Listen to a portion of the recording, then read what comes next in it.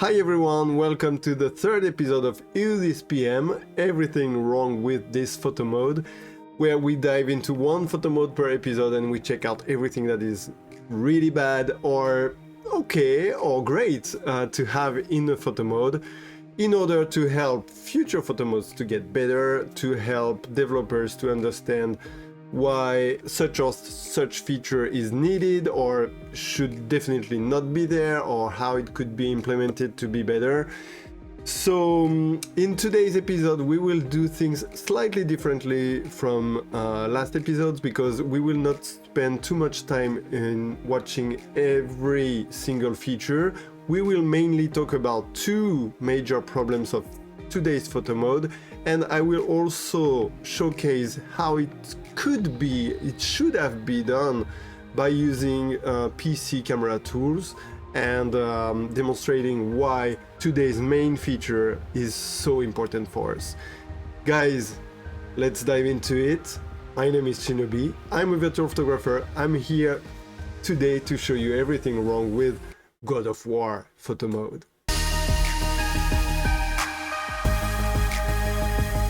So God of War, today we will be using God of War 2018 and not Ragnarok for two important reasons. First reason is that I don't own Ragnarok, so if someone is willing to gift me Ragnarok, please do. Santa Monica, are you here?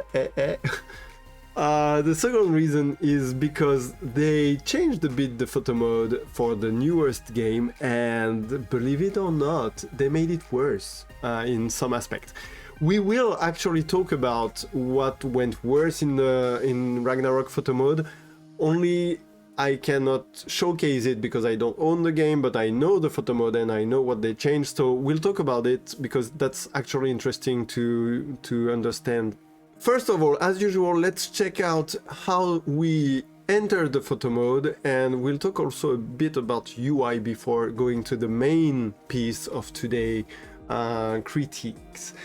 To enter the photo mode in 2018 one, you have one shortcut from gameplay to photo mode in one button press, which is the best. I know they changed it in Ragnarok. In Ragnarok you now have to go first in pose menu and then press square, I think it is. It's not the worst either. We talked about it in the previous episode, so check them out. But yeah, if you have the possibility to map one button to make a straight shortcut, it's better. Let's see. First of all, in this game as well, you will have to set this up.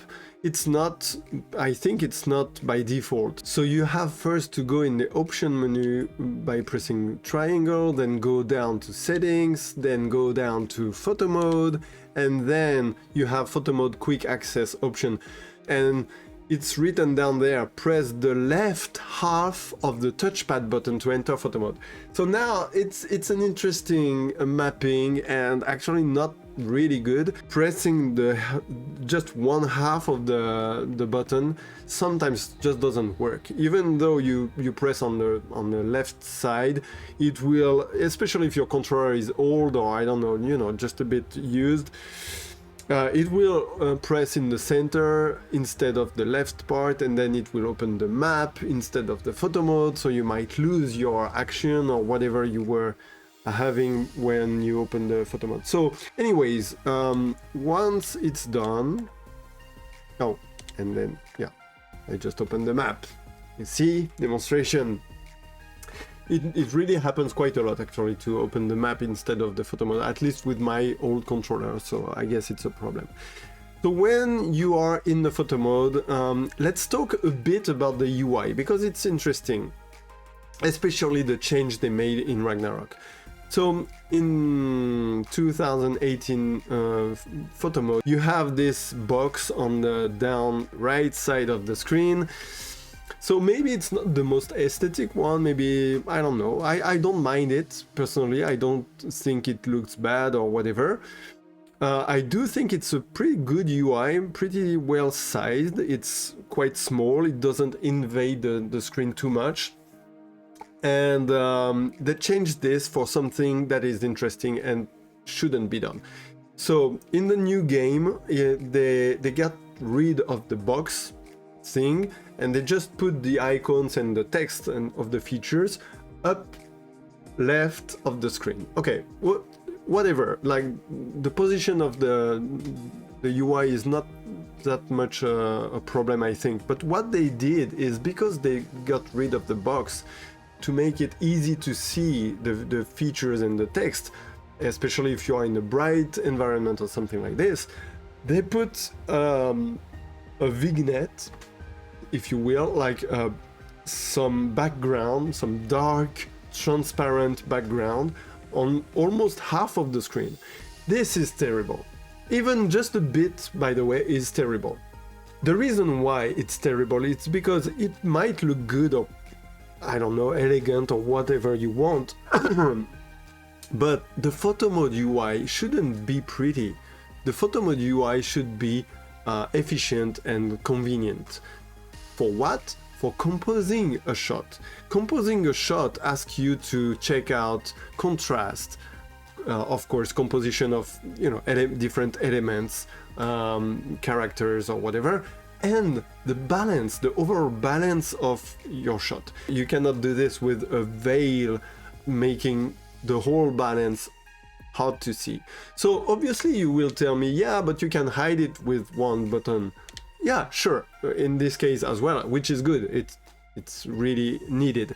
But one little problem that we didn't talk about in previous episodes, and is actually pretty interesting, is that in most photo modes, actually, when you hide the UI, you cannot act on the features anymore.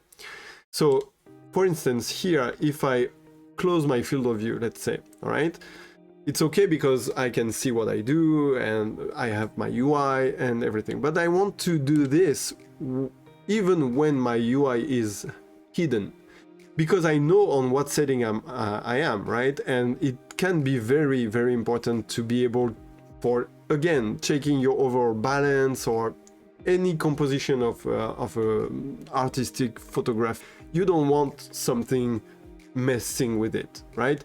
So hiding the UI, very much needed, of course. Being able to act on the features while it's hidden, very much needed as well, and too often forgotten in the photo modes. So okay, don't put any vignette or stuff on the UI for the photo mode, please. All right, so before we go to the big piece, let's check out really quickly the overall photo mode tabs and stuff, because as I said, we will not really dive into any of it. So quick overview, please. This first camera tab with field of view, length and camera roll, we will talk a bit about it. Depth of field, it's not bad in this game, it's actually pretty good. Like, technically the depth of field quality is pretty good. It's a bit too bad that you cannot really deal with near blurriness. For this specific feature, if you're interested in this specific feature, I invite you to check out the episode 2 in Shadow of the Colossus, because that's actually what depth of field feature should be like. So please go there and check it out. Film grain, exposure, filter intensity. Again, we talked about this before, and there's no big grudge here. Film grain is at 0 by default, which is great. It's how it should be done. Even if the game has film grain by default, please, when you open the photo mode, put it in 0, because usually we don't need film grain, and it's just something that we will add if we need, and it's just tiring to take it off every time we want to make a shot. Exposure, very much needed. Filters, okay, as usual, filters, it's cool, it's interesting. And you have the filter intensity that should be paired with it every time. Now, just a slight digression with the Ragnarok version. They added vibrancy and saturation settings, which is good. At least saturation is very important. Vibrancy maybe not that much, but okay, if you want to put them in your photo mode, you should. Vibrancy, saturation, exposure, or brightness, or every of those ones are really welcome. But they did it for every single filter separately. So if you change your vibrancy for one filter and you go in another filter, it would be back to 0 and you would have to do it again, which is really tiresome for no reason. Just have those features: exposure, saturation, contrast if you can, even though I talked about it before, but with HDR settings, it's kind of messing up sometimes. So just make it grayed out and unusable, the contrast feature, for people who are using HDR settings, and if they are not using it, have the contrast feature available, please. So anyways, put this for the whole game, the whole photo mode, the whole thing. You don't have to do it again for every filter you use. Vignette, it's really good in this game. It's off by default. Nothing to say here, really. Okay, borders, you know, as usual, borders, not my priority, but it's cool to have some if you want. No problem here. The logo, we talked about this before in the first episode. Check it out on Jedi Survivor. It's fixed on 6 different locations, which is not ideal. You'd better have just a free positioning and being able to make it bigger or smaller and rotate it, because in a vertical shot it makes no sense to have it in horizontal position. But okay, you know, problem is usually people who are trying to make a new photo mode, they will check out the most popular ones, and God of War is one of those. So that's exactly why on Mortal Shell, for instance, when we worked on photo mode, they first put these 6 locations of the logo because they saw it in this photo mode and they thought it was a good way to put it, but it's not. So yeah, be careful with that. Try to think always how people will use it instead of just copying a popular or famous photo mode. I mean, a famous game with a photo mode. Last tab with the character hiding and stuff, it's really cool to have. I'm not gonna dive into this. We'll talk about this kind of feature in future episodes. So yeah, subscribe if you haven't yet, because there will be more. Alright, so what's the biggest problem of this photo mode, you ask? It's really important to talk about this. It's the camera range. No surprise to anyone. Everyone knows that it's the biggest problem of 95% of photo modes. And listen to me, if you're a developer, like really, this is the first thing anyone will do in a photo mode, is to check out how far you can go with your camera. First thing you check, and usually first thing that lets you down. Now, even a good photo mode will have a bad reputation, or will give a bad image because of this. Because that's the first thing we will check, and we will be like, oh no, come on, I cannot move away from my character. How am I supposed to take awesome environment shots and stuff like this? I can't, and it's a big bummer. Now, let's check out in this game how far can you go from Kratos. That far. That's freaking far. That's not far. I shouldn't be able to even use the word far in, in this sentence. We are literally 3 meters or maybe 4, not even like 3 meters from Kratos, and we are stuck here forever. That's the maximum we can go. It's unacceptable. Unacceptable, guys. Alright? Deathloop has 76 meters of camera distance. 76. Maybe that's too much. Okay, just don't go that far if you don't want to go that far, but that's very important. Now, why is that important? I want to explain this very clearly. When you open a photo mode, you are in a different game. You are in a different mode, all right? And it's not like, maybe people usually think that you play the game, something happens or you see something cool in front of you, because the camera distance of the game is close to the character, right? And you want to take it in picture, and you open your photo mode and then you take the picture. That's absolutely not how it works. You enter a room or you arrive on a beautiful place or whatever, and then you open your photo mode to explore it, to go in there and to find details and to find stuff to shoot. Usually, most of the time. Of course, sometimes you have a cool action and boom, you open your photo mode and you want to take this close action and whatever, but that's not the most times. So I've heard before from developers that, oh, you know, my game is usual, it's more interiors, spaces, and you don't really have to go far away and whatever. This is not true. It doesn't work like this. Even in a small room, that's why I chose this location to demonstrate it. Even there, you want to be able to move your camera around properly. So, for instance, now I just think this table is really cool, right?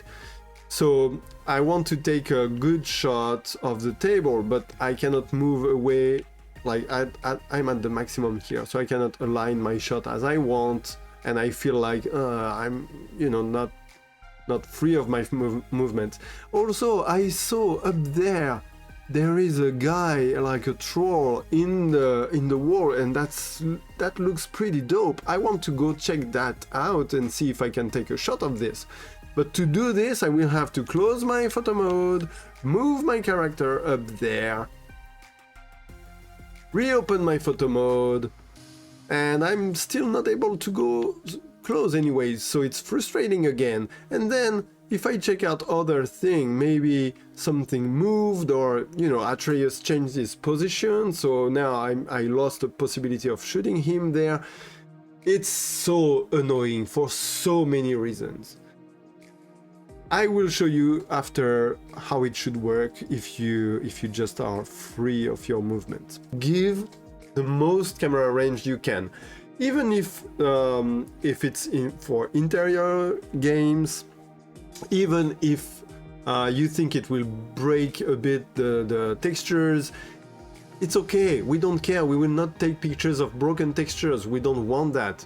Just give us the possibility to go check stuff, see details that amazing artists created, and it will be nice. Okay, so let me show you now with how it would work in such place if the camera was completely free and you could go anywhere in the room. All right, we're back. I launched my camera tools, which allows me now to move my camera anywhere I want. Look at this, now we're talking. So imagine if I have this by default in the game. I enter this room and right away I see that the potential, I see it's beautiful, and okay, I open the photo mode and then I go check this guy because that's the first guy I want to check. Oh, look, there is a possible really cool shot here. We'll take one in a minute. Then you can check different angles from the ceiling. You can check everywhere, and you know, have tons of ideas, creativity, and stuff coming flow in your mind. All right, so let's do one shot. Let's see, and I'm probably gonna make a time lapse of this and see what we can come up with. All right, let's go.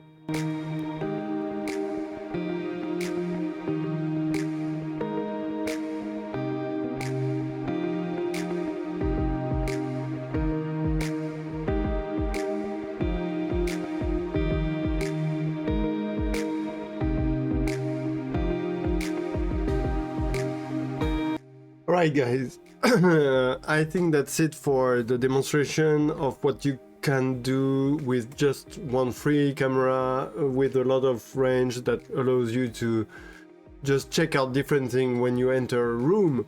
Obviously it's really helpful. Two little things I didn't mention and I wanted to mention quickly is about the depth of field feature. In this game you can put the focus automatically on Kratos or Atreus, maybe on other characters if other characters are here, I'm not sure. And it's a very good idea to help people to just have the focus quickly on the character they want.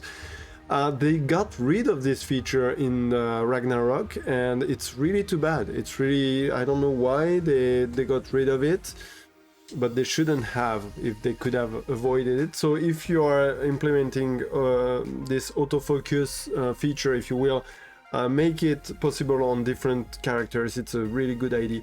And last thing I wanted to talk about is in this camera tab, you see that you have field of view and focal length features, but they are actually the same feature. It's really weird that they gave two features for exactly the same setting and they did it again in Ragnarok. It doesn't make sense to me, so please, if you understand why they did this, drop a comment, let me know, because I'm really completely confused by this. So field of view is you know, how wide or close will be your camera angle, sorry, and it's expressed here in degrees, right? And then focal length is exactly the same as I said, but it's in millimeters, so it's just closer to what a real camera have. Like if you buy a zoom objective and stuff like this, it's always expressed in millimeters, but technically in the photo mode it's exactly the same feature. If you move one, the other one moves, and it's very confusing. I spent a lot of time trying to figure out if there was a slight difference or something. Maybe if you just go down to 50 degrees with one feature, one setting, and then you open with the other one, will it change something like the distortion? Nothing, it's exactly the same. It's a loss of space, although this tab is pretty small, but yeah, really confusing. So not ideal, I think, for your gamers and photographers. Alright, I think that covers it for God of War. Please drop a like and a comment if you were interested by this content. I will make more episodes on different photo modes. You can also ask me for the specific photo modes that you would like to see covered in the comments. Please share this video and you know, do anything, subscribe if you liked it, and let me know if you disliked it, if you would like to see some stuff changed, or you know, I'm really new to all of this, so please help me. Thank you so much, have a good one, and keep snapping.